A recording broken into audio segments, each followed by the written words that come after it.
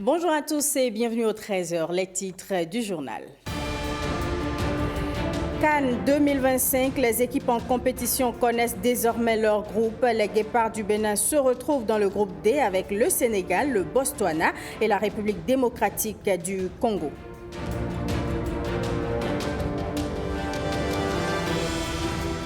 2025 s'annonce belle pour les usagers des marchés puisque l'ouverture de nouveaux marchés est à l'agenda de l'ANAGEM.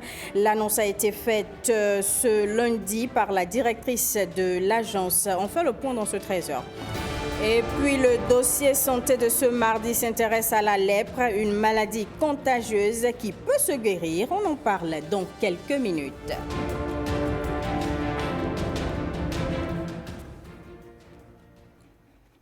Ce 28 janvier 2025, le monde entier célèbre la Journée mondiale de protection des données personnelles. Thème de cette année, placer la protection privée au premier plan. Je vous propose de suivre la déclaration du président de l'Autorité de protection des données personnelles du Bénin à l'occasion de cette journée au micro de Ola Rodrigue Babagweto et Wenceslas Aroimo. Le thème de cette année, placer la protection de la vie privée au premier plan, nous rappelle avec force que l'engagement collectif envers la confidentialité et la sécurité de nos informations personnelles est plus primordial que jamais.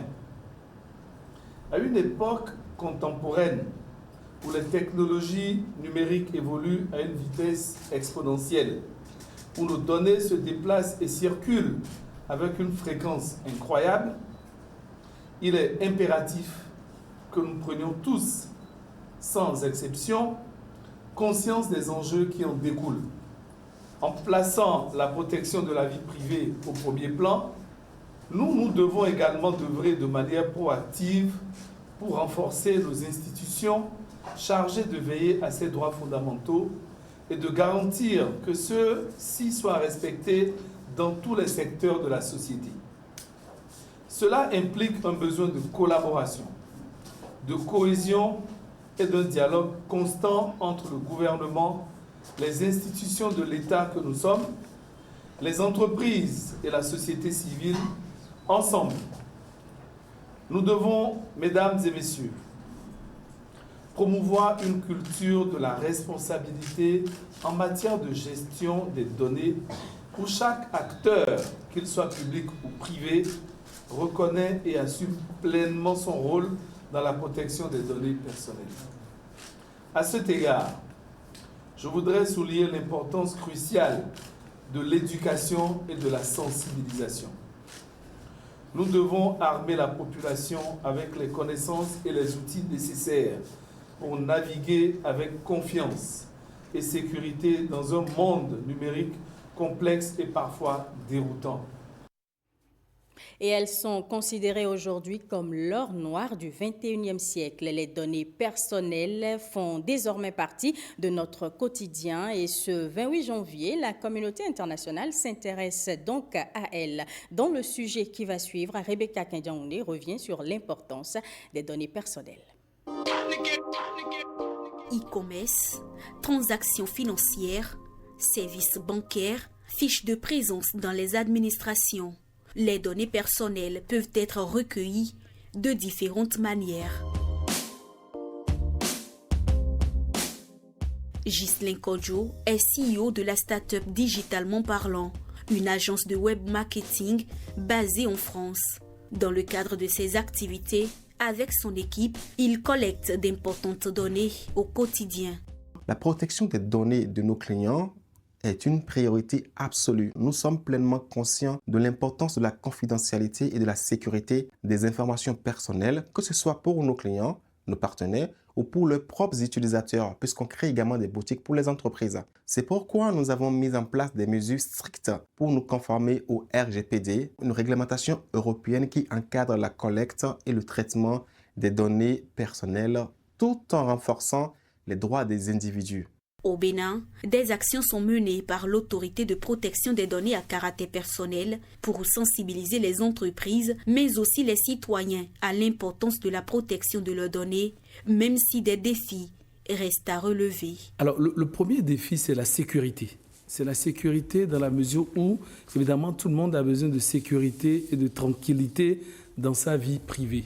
Par exemple, le salarié qui travaille n'a pas besoin d'avoir la vidéo, la caméra pointée sur lui pour pouvoir travailler parce que son patron a envie de suivre exactement ce qu'il fait, ce qui n'est pas normal. Je recommanderais d'ailleurs à toutes les entreprises de faire en sorte que leur site internet soit hébergé ici au Bénin chez nous, puisque maintenant nous avons le data center national qui, en toute sécurité, héberge les données. Placer la protection de la vie privée au premier plan, la thématique retenue pour célébrer la Journée internationale de la protection des données, une thématique d'actualité qui va certainement mettre en lumière les dérives constatées sur les réseaux sociaux, des dérives qui prouvent davantage la fragilité de ce qui est considéré aujourd'hui comme l'or noir du XXIe siècle.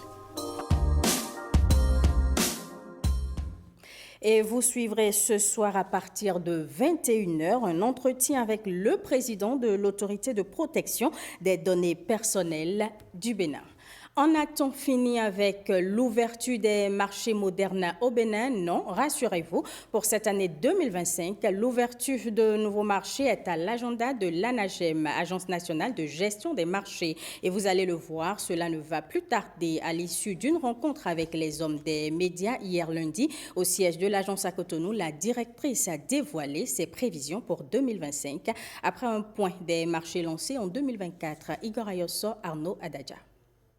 L'année 2024 est passée et 2025 commence sous de bons auspices à l'Agence nationale de gestion des marchés ANAGEM. C'est donc à juste titre que ces hommes des médias sont là en vue de recueillir des points. À l'entame, permettez-moi de présenter tous mes meilleurs vœux à toute la population béninoise, en l'occurrence à toutes mes marchandes et à tous mes marchands de tous les marchés de Cotonou ouverts et en attente d'ouverture. En fin décembre 2024, nous avons réussi, avec l'effort de chacun de nous, de la population et des marchands, à ouvrir au total 14 marchés sur toute l'étendue du territoire national. Passé ce bilan, marchands et usagers attendent certainement des projections pour l'année en cours. Au début de cette année, nous avons fait nos planifications. Sur le nombre de marchés ouverts, nous allons débuter avec les marchés de détail. Nous avons encore à notre actif 7 marchés de détail que nous allons ouvrir. Il s'agit essentiellement du marché de Aglar-Lazunto, encore appelé marché Sainte-Trinité, parce que c'est contigu à une église. Nous avons le marché de Rundro à Abomey. Nous avons le marché de Kokokodji. Nous avons le marché de PK3, nous avons le marché de Wando. Sans oublier les marchés de Djougou et de Parakou. Pour rappel, 35 marchés sont en attente de lancement, dont les marchés de Gros d'Akasato et celui du pôle commercial du stade général Mathieu Kérékou.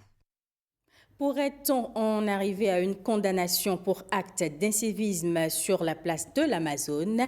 On est tenté de répondre oui au regard de rumeurs qui circulent depuis quelques jours autour d'une éventuelle interdiction d'accès à ces lieux emblématiques de la ville de Cotonou. Qu'en est-il réellement? Élément de réponse avec Gloria Oné.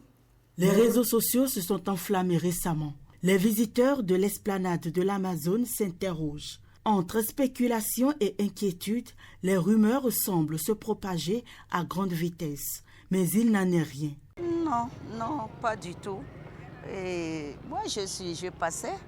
Et puis, comme j'ai l'habitude de passer pour aller chez moi, au retour, je me suis dit, je peux me faire une belle photo. Et depuis que je suis ici, des gens sont en train de faire des photos par-ci, par-là. Je n'ai jamais vu à l'instant T quelqu'un renvoyer qui que ce soit. Tout comme cette dame, Moumouni et Mas, visiteurs togolais, prennent du bon temps ici sur l'esplanade de l'Amazone. Ils sont venus visiter l'Amazone, visiter un peu la ville aussi. C'est mouvementé quoi. Tout le monde est tranquille, tout le monde s'enjaille de son côté. On viendra les week-ends, passer les week-ends. Aucun souci, quand on était arrivé, juste on a garé nos voitures de l'autre côté et puis on a eu accès facilement à ce lieu. Donc. Et puis on est ici en train de faire des photos, des vidéos et puis se réjouir avec la famille. C'est ma première fois d'être ici. J'avais un ami qui avait visité ici, je pense 2 semaines il y a de cela. C'est lui qui m'en a parlé de ce lieu, donc j'ai décidé de venir ici avec la famille aussi pour visiter. Un communiqué en date du 22 janvier 2025 émanant de l'Agence de développement des arts et de la culture ADAC rappelle à toutes les personnes et structures désireuses d'organiser des événements ou des manifestations sur l'esplanade de l'Amazone que l'occupation de cet espace est à titre gracieux mais soumise à une autorisation délivrée par l'ADAC. Ce lieu est bien plus qu'un simple espace public. C'est un symbole, une mémoire vivante. Un lieu où se croisent génération et culture. L'esplanade de l'Amazone reste ouverte et accessible à tout visiteur.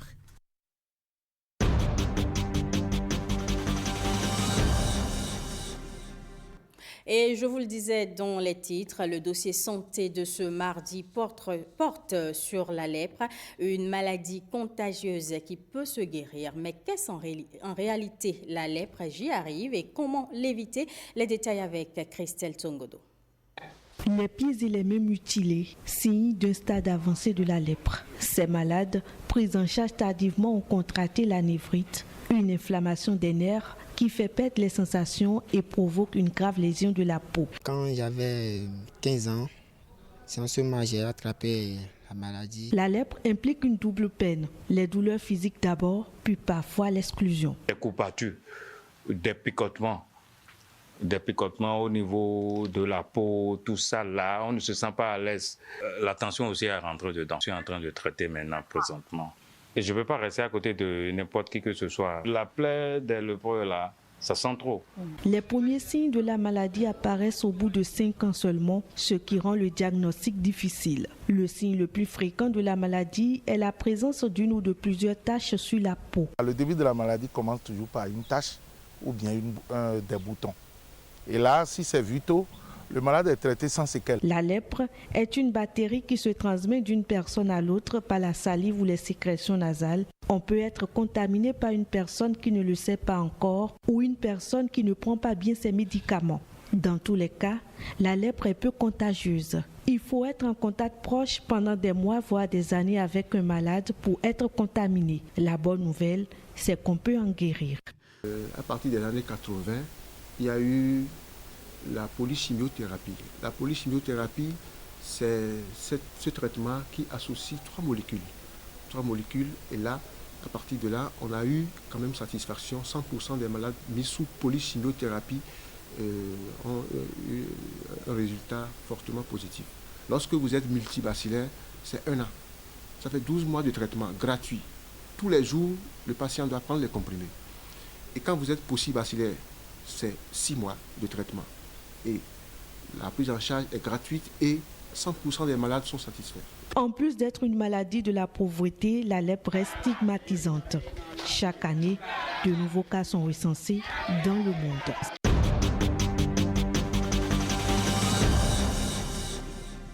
Dans le zoo, les descendants du roi Béhanzin ont célébré le week-end écoulé leur fête identitaire en mémoire de la rencontre de Goro entre le roi Béhanzin et le général Alfred Dodds. Un tête-à-tête initié le 25 janvier 1894 après 14 mois de combat intense livré contre l'armée coloniale pour défendre le royaume de Dahomey. 131 ans après, membres de lignée, historiens, enseignants-chercheurs et autorités se sont retrouvés au palais de Dimay pour honorer la mémoire et la bravoure de Sa Majesté Dada Béhanzin. Témoin de l'événement, Pierrette Adayossi.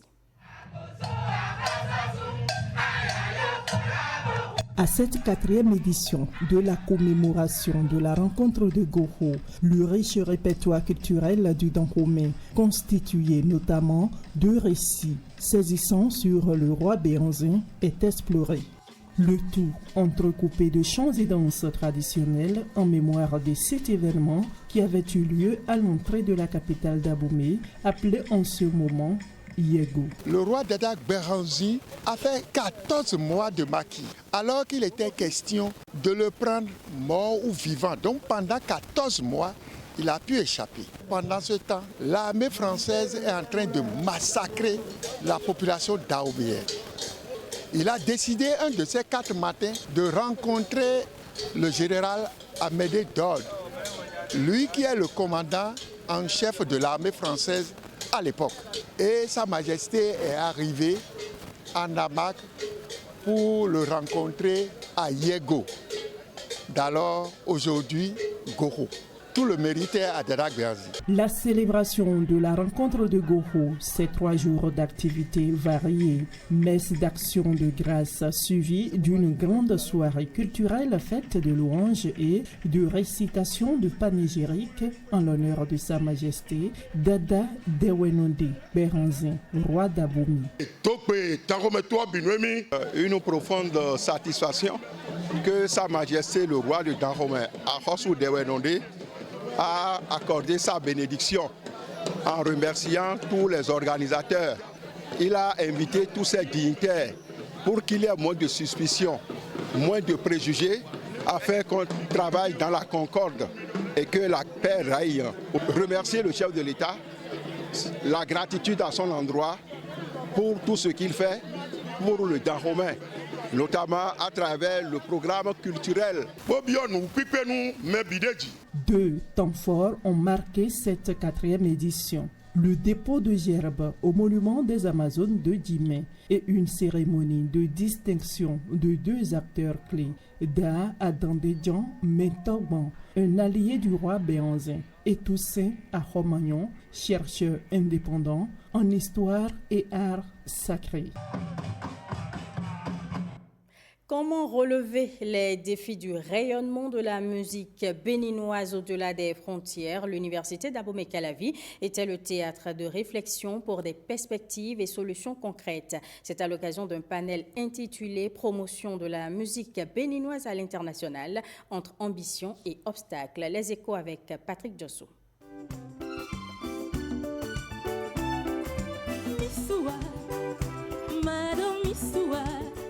Missoua, de l'ivoirienne Monique Seka, très bien interprétée ici par Sinel, une si nette et si belle voix béninoise.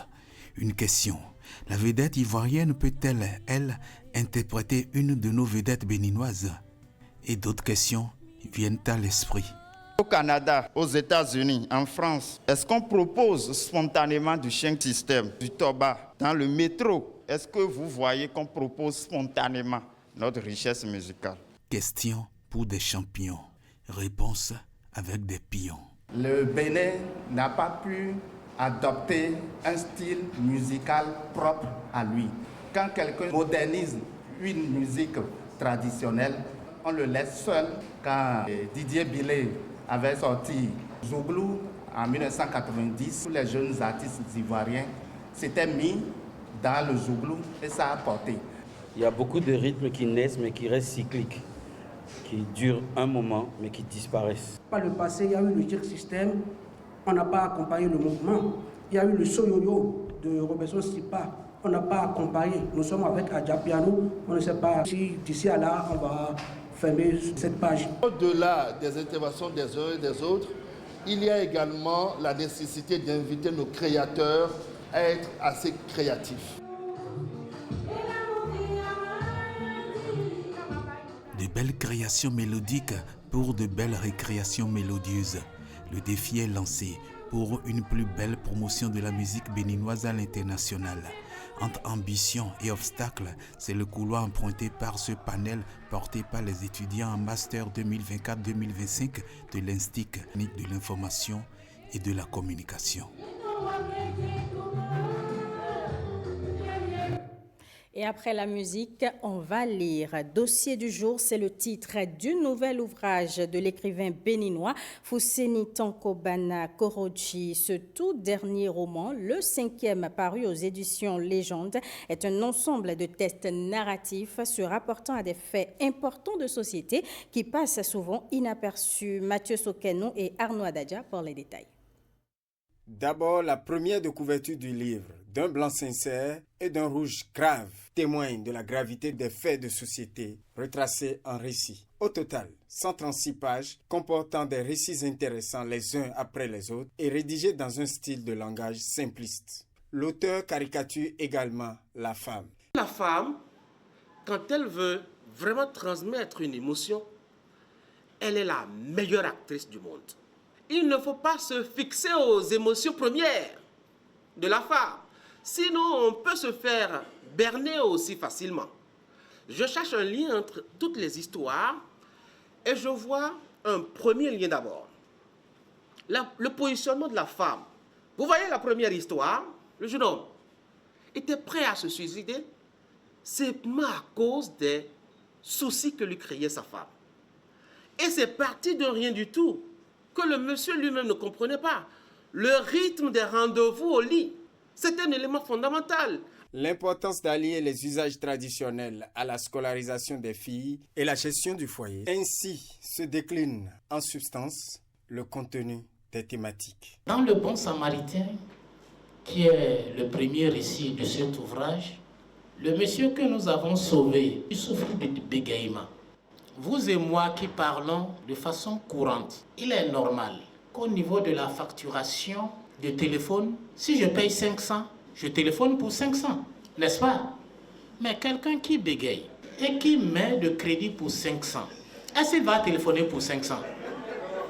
Castigat ridende moreste. C'est de cette façon qu'hier Molière châtiait les mœurs par la satire. Fusenitanko Banakoroji, quant à lui, récite aujourd'hui les faits quotidiens de société observés à Cotonou et un peu partout dans le Bénin pour rappeler les bonnes mœurs.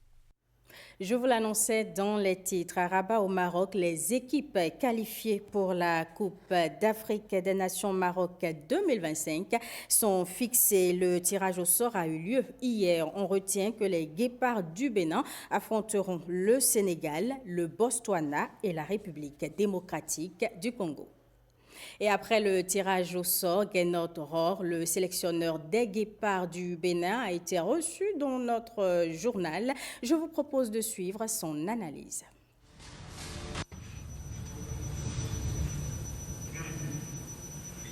Le Bénin, groupe D, D3. Un tirage au sort comme on s'y attendait, avec une tête de chapeau, c'est-à-dire le Sénégal qui est le favori de ce groupe. On a la RDC, le Congo République qui est notre premier adversaire et qui est également une équipe très forte. Elle a été en quart de finale à la dernière CAN. Et puis il y a le Botswana que nous devons battre pour avoir une chance de se qualifier au deuxième tour. Le Botswana qui est aussi une équipe redoutable, mais je pense qu'on a les moyens de les vaincre. C'est un tirage qui n'est pas facile, mais c'est jouable. Il faut surtout bien se préparer et on aura tous ces matchs de qualification de la Coupe du Monde dès le mois de mars qui nous permettront de bien nous préparer à ce grand tournoi, cette grande fête du football africain. On y croit et on espère pouvoir retrouver notre public béninois bientôt, peut-être pour des matchs amicaux au mois de juin. On a un programme de préparation qui est très important, très sérieux et on va, dès la semaine prochaine, voir avec nos joueurs comment on peut faire pour être vraiment au top.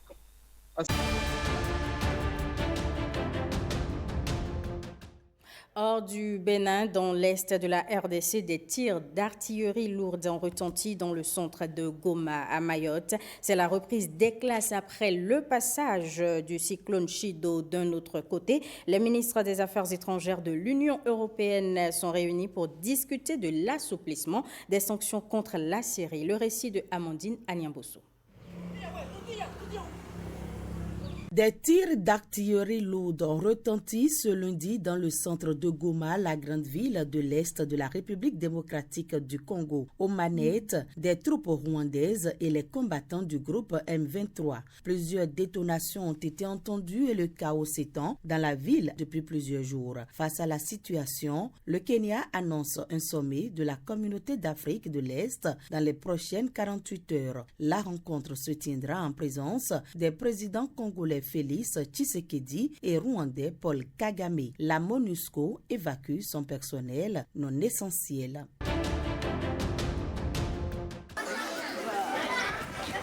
À Mayotte, c'est le jour J pour les élèves de retourner à l'école dans des conditions dégradées par rotation de classe, un mois et demi après les ravages causés par le cyclone Chido. Malgré des appels à un nouveau report, l'académie a maintenu son calendrier invoquant la nécessité de garder le contact avec les élèves et de ne pas compromettre leurs chances aux examens. Pour cette journée déjà, on va passer du temps à communiquer, à leur demander déjà ce qui s'est passé pendant le cyclone, comment ça a été, si tout va bien, s'ils n'ont pas perdu leur matériel. Et d'ici la fin du mois de mars, que l'ensemble des 38 bourses scolaires de Mamoudzou puissent accueillir les enfants d'avant chez nous.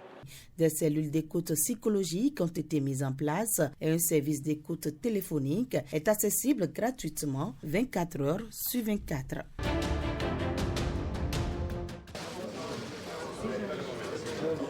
Les ministres des Affaires étrangères de l'Union européenne se réunissent pour discuter de l'assouplissement des sanctions contre la Syrie après la chute de Bachar al-Assad. L'Union européenne veut aider à la reconstruction du pays ravagé par la guerre et nouer des relations avec ses nouveaux dirigeants qui plaident régulièrement pour la levée de ces sanctions. Selon la chef de la diplomatie de l'Union européenne, la suspension des sanctions doit rimer avec une transition politique qui associe tous les Syriens.